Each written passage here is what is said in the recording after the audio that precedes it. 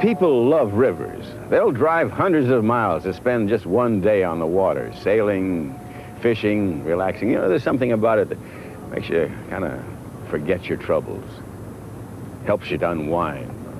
But there's a dark side, too. Every year, the rains come, and the river rises, and then come the floods.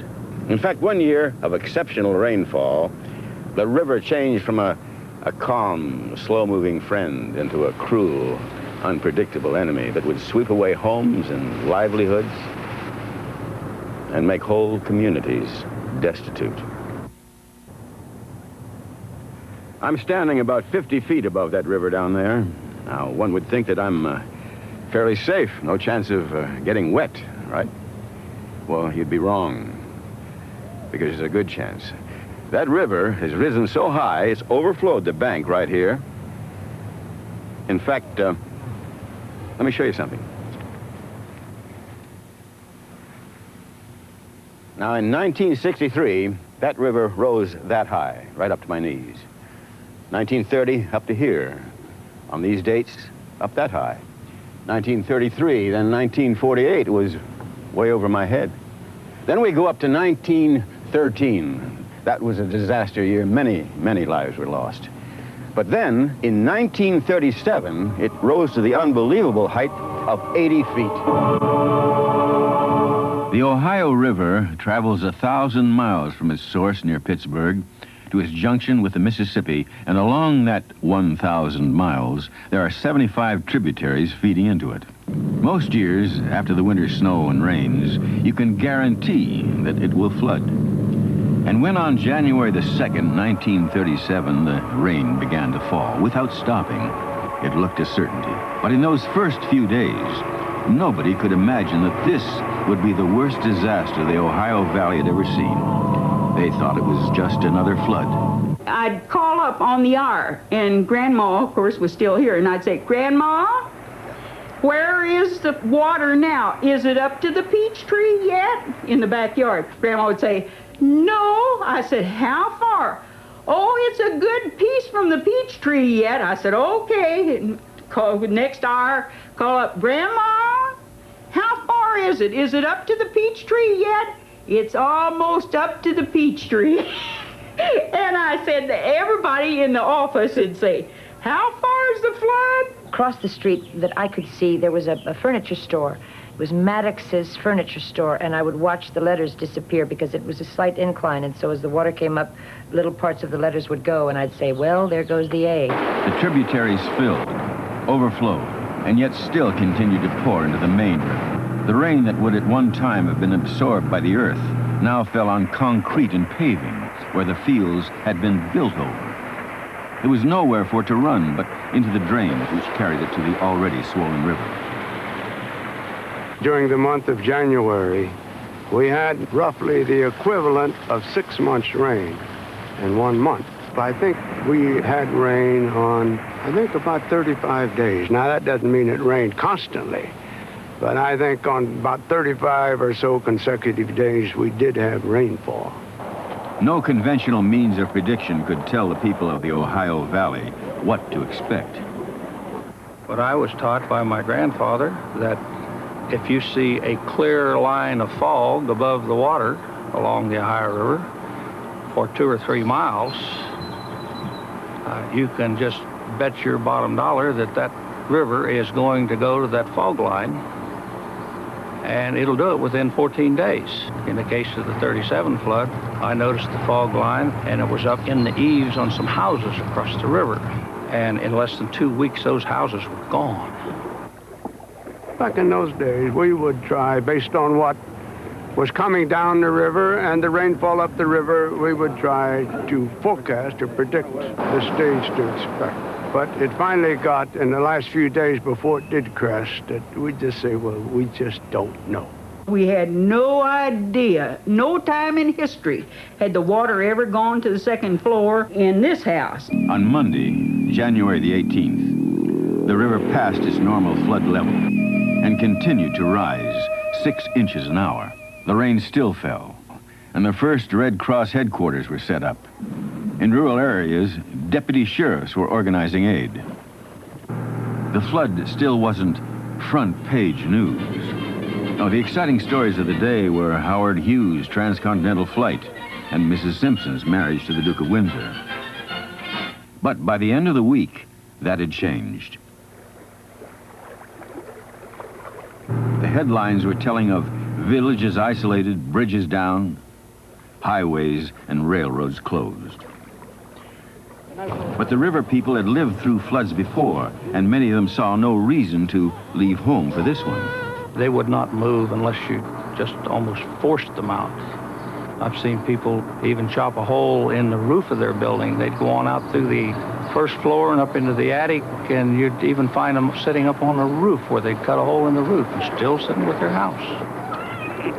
There was times that they'd get pretty rough. They'd want to fight if you attempted to move them.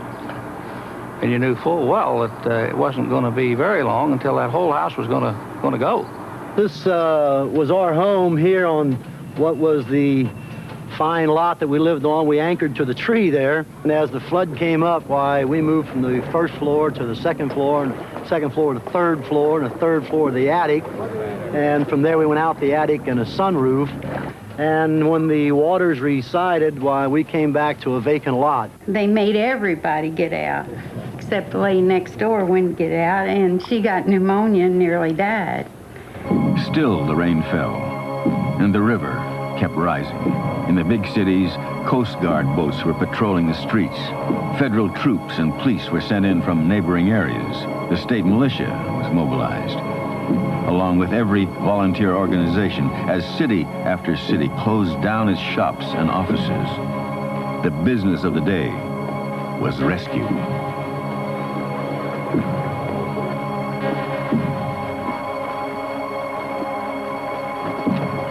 My father and my brother finally come down the street, walking on the opposite side of the street, and that's as far as they could come without a boat, and they started screaming across the street, "We'll get you out, we'll get you out." And I said, "What? We'll get you out. We're going to take you out." Out, okay, I thought. And they brought a man with a skiff in through some way, out through the alley and up through our yard and under our porch. And then he walked across with my mother and he said, "Let's go, the current is swift." He said, "I tell you, it's swift." It was tremendous current. Even when we were taken out, I'm telling you, that boy was really bending back on those oars trying to get from our alley gate, which is halfway up the block, to the corner and to come up that hill. I remember being frightened one moment. I was sleeping in my mother's lap, and there was a lady who really must have come down from the hills about 2 months before, because she had a very thick accent, and she said, "I'll tell you something, Miss Clooney." She said, "That water's going over that damn hill." Local radio stations were directing doctors and relief workers, broadcasting requests for medical supplies and pinpointing maroon survivors. For one young broadcaster in Louisville, it meant an 8-day spell without interruption at the radio station. Foster Brooks. Someone suggested to us that we stay there because they were going to stay on the air rather late. And we thought maybe 1 or 2 o'clock in the morning, where normally they signed off at 12. But we just kept going. And we were sending out messages between programs. We'd come on with a 15-minute resume of what had happened in the flood, how the water was seeping up and coming up higher and higher. And then we'd say, incidentally, someone needs some help. We understand that someone needs some help in a house in Portland. There's an elderly lady ill. She can't get out. We'd appreciate anyone who could help at this address to go there and help the lady out. Soon Foster Brooks found himself personally involved in the disaster. I read a bulletin where someone needed a boat on 23rd Street near Broadway. And then the next bulletin I read was someone needed a boat on 21st Street. That put 22nd Street in the middle. It had to get to 22nd before it got to 21st, and that's where my mother and dad and a brother who was very ill at the time happened to be. Well, my hair stood on end. I couldn't imagine the water getting to 22nd and Broadway. In those days, you were not allowed to give a direct message over radio. And I went back and talked to Mr. Barry Bingham, who was the publisher of the paper, And I said, look, my mother and dad, I don't know what kind of help they may need. And my brother, you know how ill he is, can't be moved, even to a hospital. He's so sick. And I said, I don't know. I'd have to know something about them. And I know that I'm not supposed to give any messages, direct messages on the microphone. And Mr. Bingham said, you go in there and say anything you want to find out about your parents and your brother. Well, I went in and I said, Mom, Dad, I didn't know that this water was getting where it apparently is. Would you please let me know what your situation is about Scott and this, that, and the other, you know. Immediately I get a call, and they said they were waiting for a government boat. The Brooks family was picked up, and it's estimated that 54,000 people were rescued by patrol boats during this time. Jeffersonville, Indiana was almost completely underwater. By Sunday, January the 24th, there were 36,000 people homeless in Evansville, Indiana. In Cincinnati, things were worse.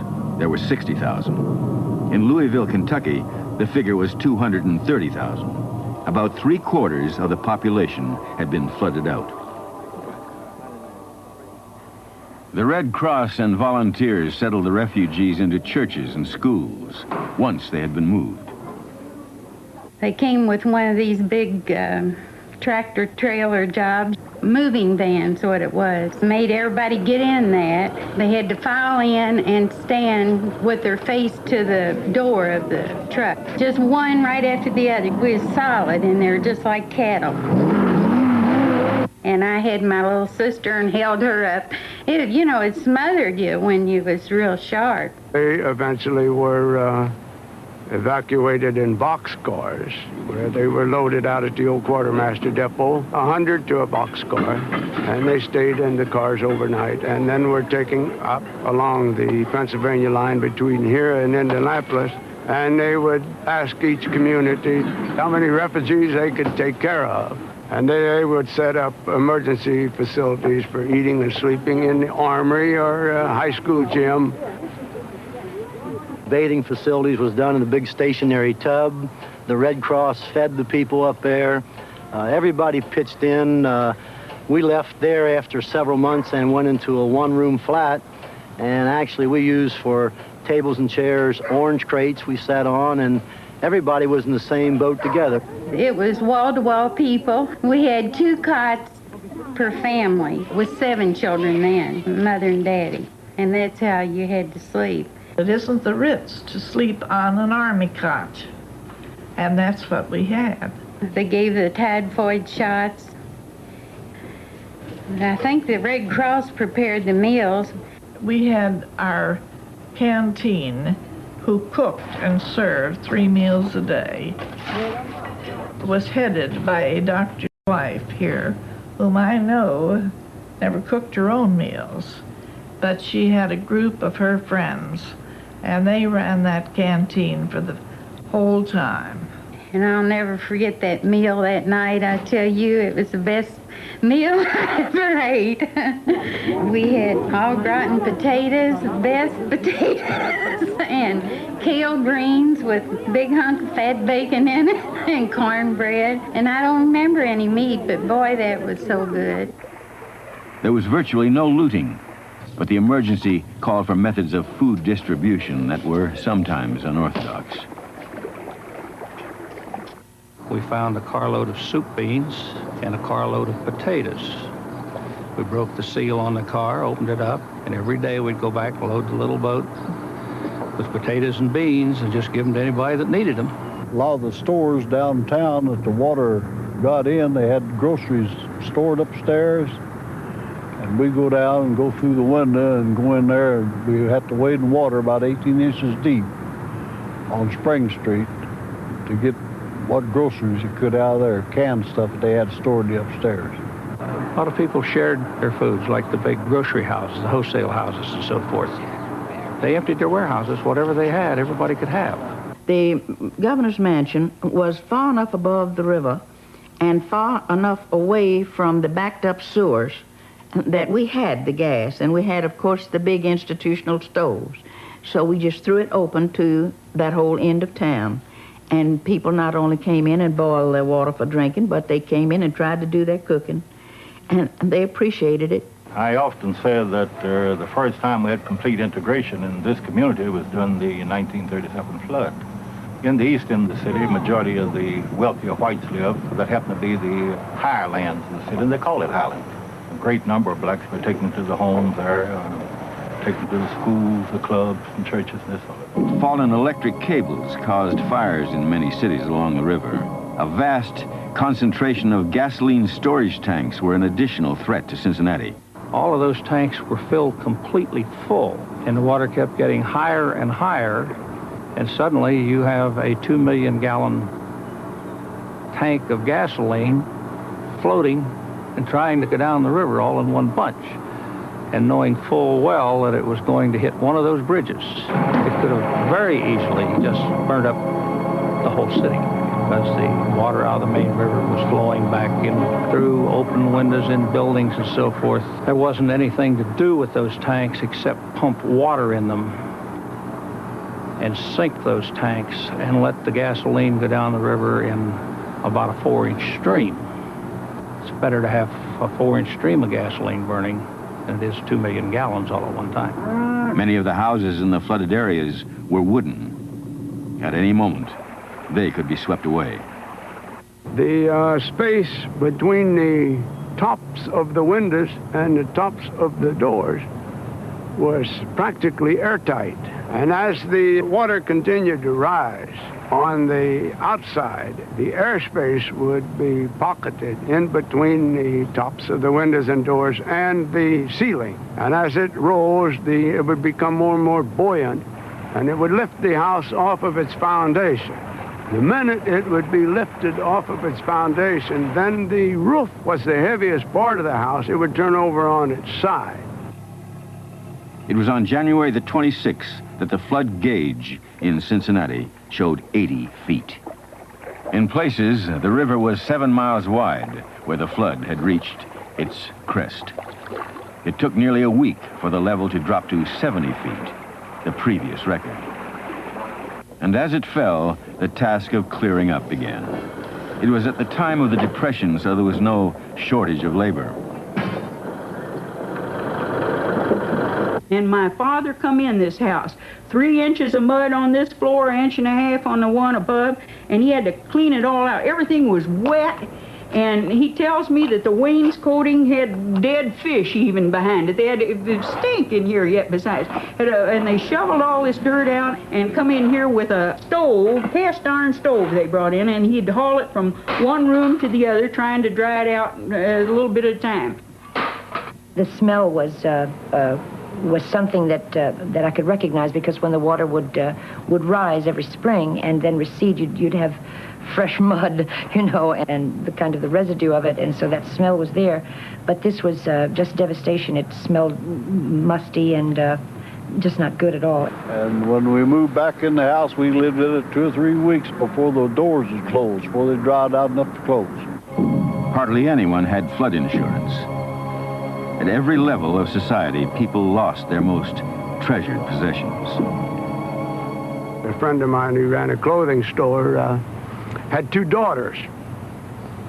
And he lived just about 2 blocks from my house, and he had bought his daughters baby grand piano for Christmas. And he had paid $1,400 for it. Now, $1,400 in the Depression was quite a price. And he told me that a month from the date that he gave it to him, he saw the water go over the top of it, you know. We came back to nothing, absolutely nothing but a vacant lot. Our home was never found. There were other homes that moved away and floated away, and you found them in different places, but our home never turned up anywhere around. So we just had to start all over from scratch with nothing but the clothes on our back. There have been other floods since 1937, but none as bad.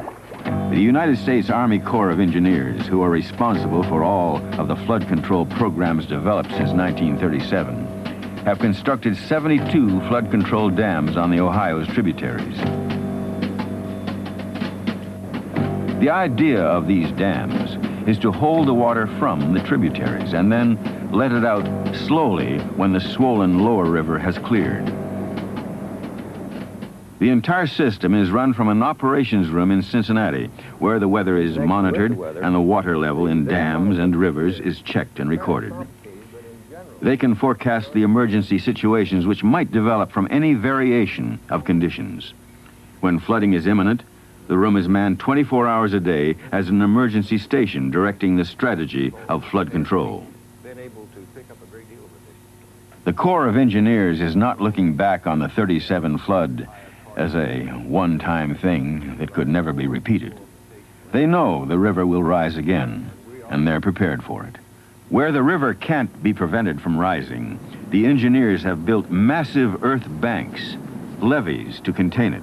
There are 2,700 feet of them in the Louisville district alone.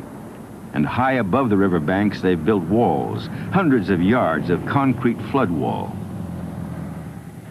Some river people still prefer to live along the banks, although they know that their homes may be sacrificed in times of flood. Access to these homes is through gateways.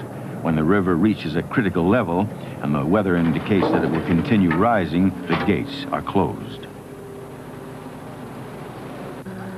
Every year they're tested, like this one at Jeffersonville, Indiana. There will always be flooding on the Ohio.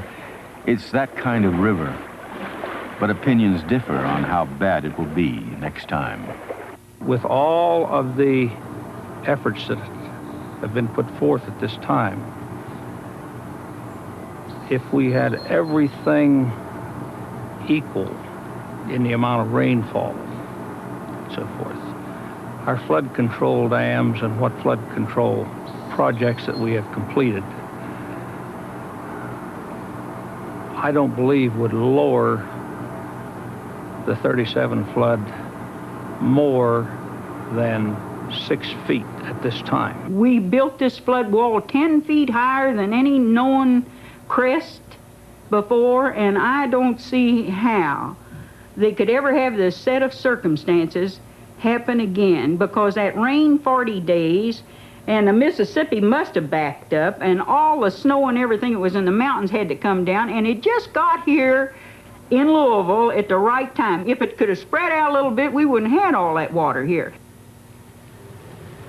You know, this is Churchill Downs, where every year during the month of May they run the Kentucky Derby.